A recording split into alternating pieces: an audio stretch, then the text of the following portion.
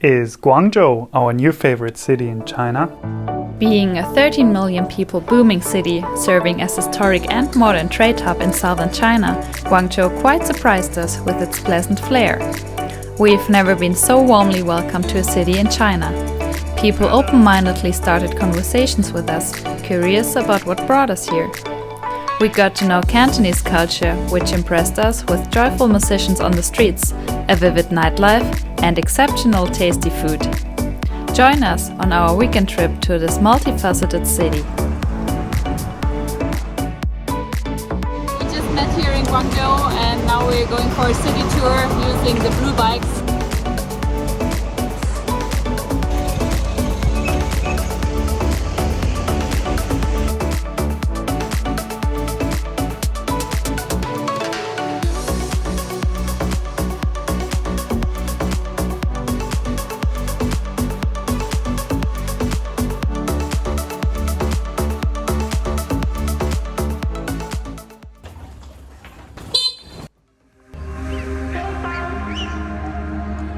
This Shamian Island seems to be the most fun part here in the city so far. People are selling cocktails from the trunks. It's a fun place here.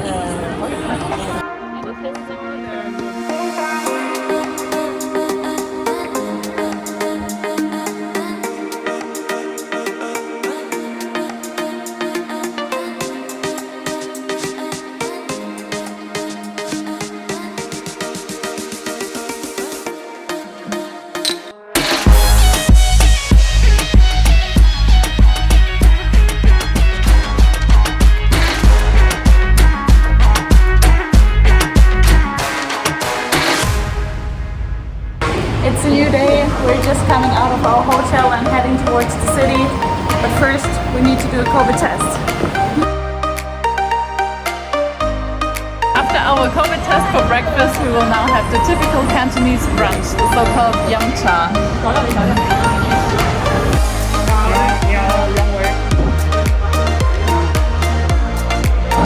We have no idea at all what to order, totally overwhelmed by the menu, so we'll just stroll around and ask some Chinese locals here what to order to give us some recommendations.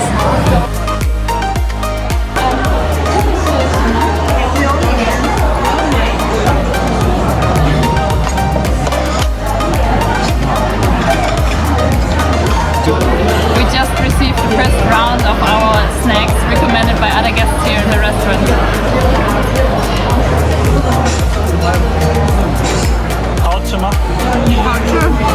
How does it taste? Really glibbery inside. It's delicious. Lucas just fell into the durian trap. This tasty snack looked very delicious but turned out to be durian. So now I'm also forced to give it a try.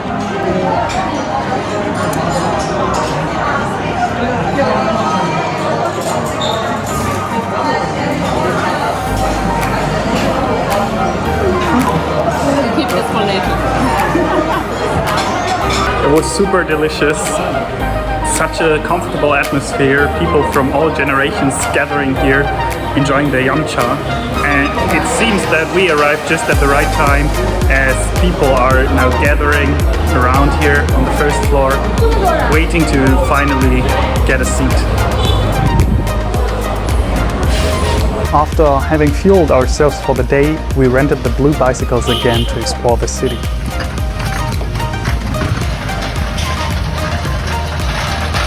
The contrasts are impressive.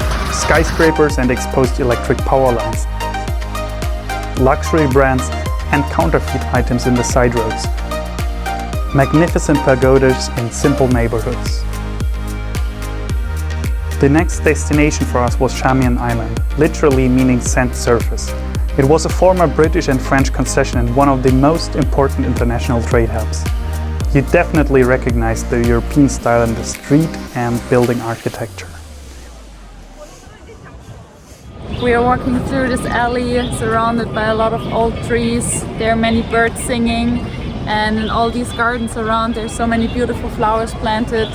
People from Guangzhou just walking around the streets and enjoying their time with their families.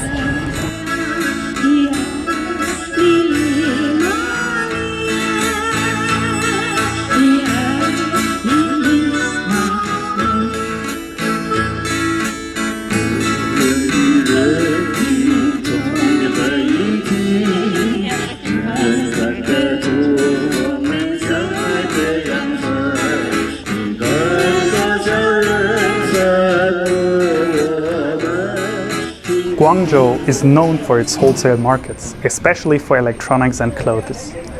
But our next stop was something different. We are here on Qingping, Chinese traditional medicine market. And to be honest, we don't really have a clue what Chinese medicine is about. So we just want to take a look what they're selling here. And so far, many different smells in the air. We cannot really differentiate. There's like sweet, spicy, wood, and most dominantly it smells like pet food. One crucial part of Chinese medicine seemed to be mushrooms. We see here all kind of shapes, and we asked the shop owner, you can just directly eat them or you smoke them. And they are quite cheap.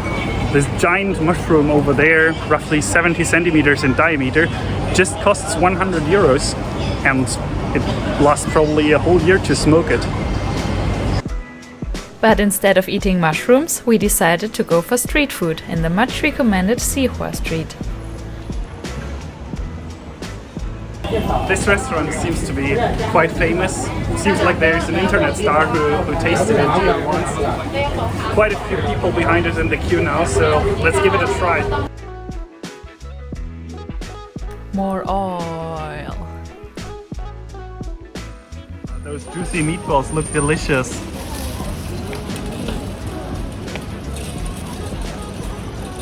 Let's try it. Oh, it's hot. Second try. Alright, just looks delicious. Like Maultaschen. After 30 minutes of waiting time, we finally received our street food jiaozi filled with some shrimp and corn.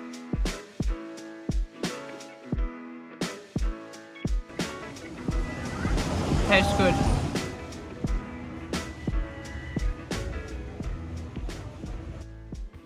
New day, new destination.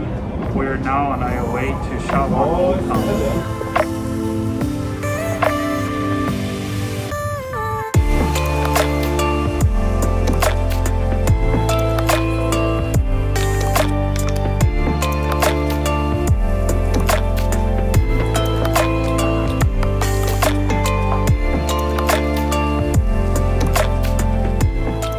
We are walking here through Shawan, ancient town in the southern part of Guangzhou.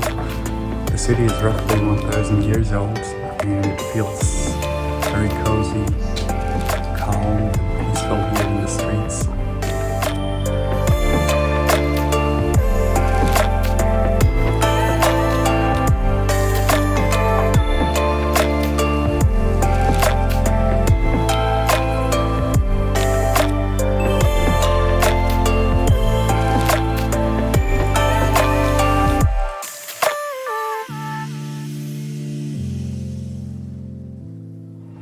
This morning we left early for the ancient old town, roughly 60 minutes away, and now we're just craving for breakfast. So we will just check what we find on the streets.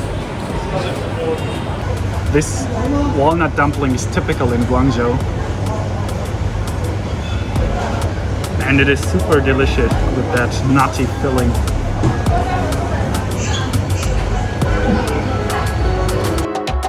Before finally taking our plane back to Suzhou, we enjoyed our last hour strolling through the parks.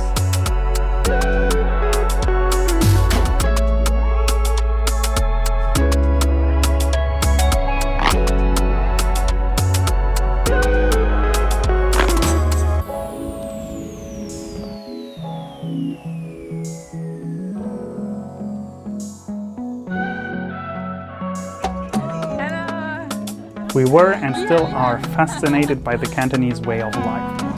Guangzhou is a vibrant city worth visiting, potentially even living in, and we absolutely recommend exploring it by yourself.